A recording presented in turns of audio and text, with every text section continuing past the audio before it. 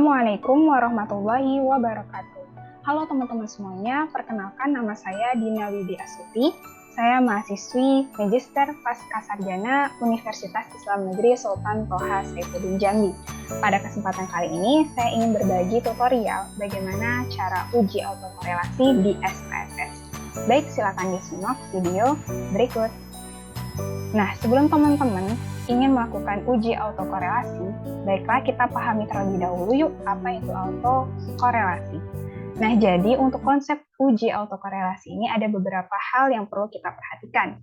Nah, yang pertama yaitu uji autokorelasi ini merupakan salah satu uji prasyarat yang harus terpenuhi dalam analisis regresi.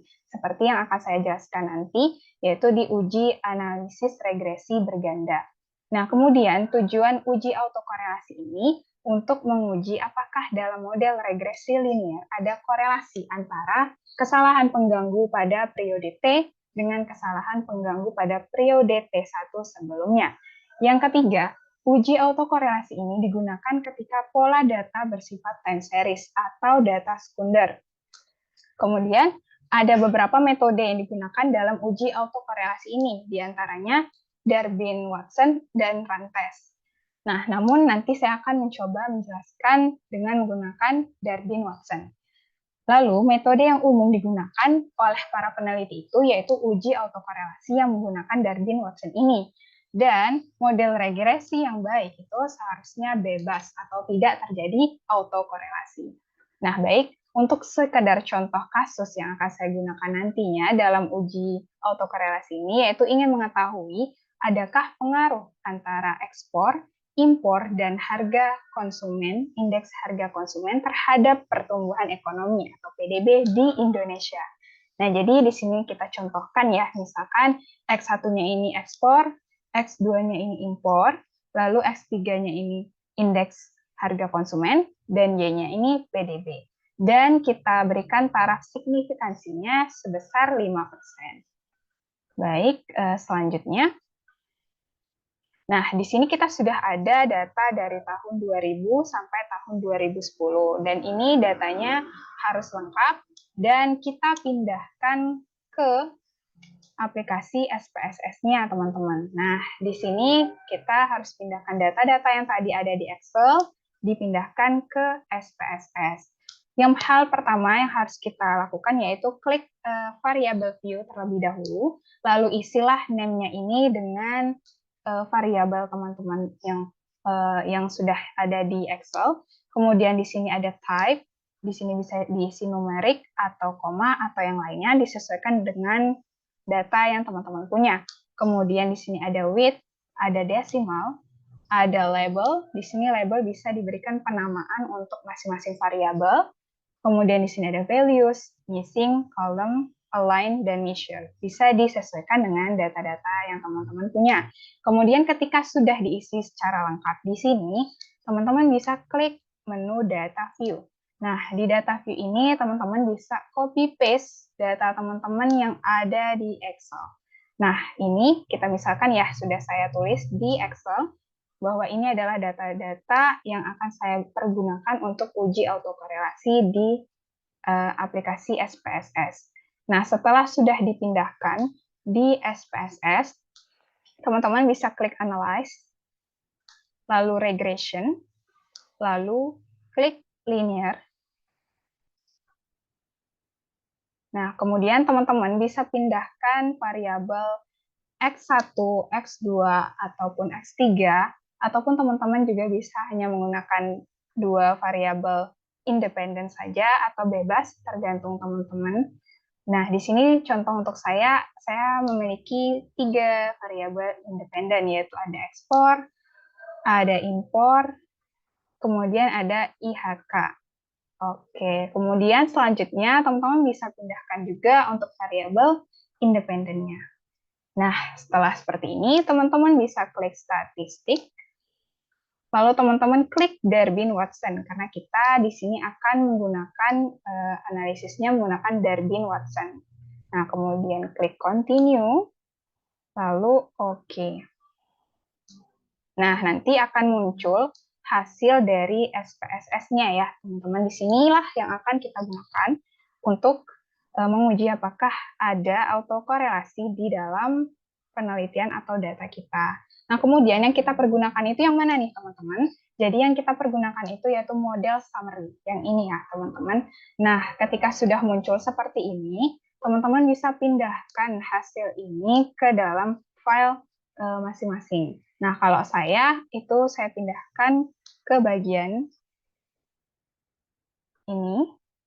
Nah, di sini sudah ada hasil uji autokorelasi Darwin-Watson. Nah, bagaimana cara untuk mendapatkan hasil ini? Kita perlu tabel Darwin-Watson. Teman-teman bisa download di Google atau teman-teman sudah memiliki, bisa dibuka tabelnya.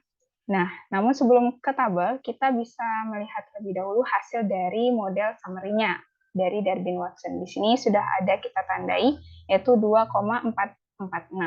Nah, inilah angka hasil dari Darwin-Watson ini. Nah, kemudian kita perlu untuk memberikan kesimpulan. Nah, bagaimana cara memberikan kesimpulannya? Kita perlu tabel Darwin-Watson tadi.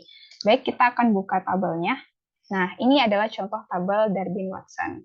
Di sini karena kita memiliki variabel independennya itu 3, kita pilihlah K sama dengan 3. Dan di sini sudah kita sesuaikan tabelnya untuk signifikansi 5% ya, teman-teman. Nah, kemudian di sini ada DL, ada DU, dan di sini data kita itu memiliki 11 data ya, jumlahnya teman-teman bisa sesuaikan nantinya. Nah, di sini tadi sudah ada 11 data ya. Nah, kemudian kita kembali ke SPSS-nya. Nah, ketika sudah diketahui ya Darwin-Watson ini dan hasilnya sudah ada, kita bisa pindahkan, lalu kita cari masing-masing dari DL-nya, DU, dan 4 dikurang DL, kemudian 4 dikurang DU data tengah. Datanya ini harus kita ketahui, teman-teman, melalui tabel tadi. Nah, karena kita harus memberikan kesimpulan, kita pahami terlebih dahulu dasar pengambilan keputusan dalam uji autokorelasi menggunakan Darwin-Watson ini. Baik, yang pertama, itu jika nilai D kita atau Darwin-Watson lebih kecil dari DL atau lebih besar dari 4 dikurang DL, maka hipotesis 0 ditolak, yang berarti ada autokorelasi.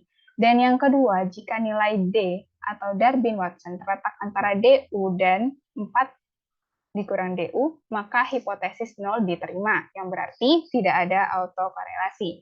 Nah, yang ketiga, jika nilai D atau Darwin-Watson terletak antara DL dan DU atau di antara 4 dikurang DU dan 4 dikurang DL, maka tidak menghasilkan kesimpulan yang pasti. Jadi, ini adalah dasar untuk mengambil keputusan atau kesimpulan di akhir uji autokorelasi. Nah, dikarenakan di tabel tadi yang sudah saya tunjukkan seperti ini ya, ini adalah jumlah N-nya atau jumlah data kita berjumlah 11, kemudian kita tarik garis lurus hingga ke K sama dengan 3 tadi. Nah, di sini DL-nya ada 0,5948 dan DU-nya 1,9280. Nah, di sini sudah ada ya. Nah, di sini karena sudah ada datanya, kita masukkanlah di sini. Kemudian kita analisis apakah hasilnya itu dari ketiga ini yang mana, begitu ya teman-teman. Nah, disinilah kita bisa melihat 4 dikurang DU ini tadi hasilnya 2,072, itu lebih kecil dari D atau hasil dari Darwin-Watson tadi yang kita miliki, yaitu 2,446. Kemudian lebih kecil lagi dari 4 dikurang DL. Nah, 4 dikurang DL-nya itu adalah 3,4052. Jadi maka hasilnya tidak ada kesimpulan yang pasti.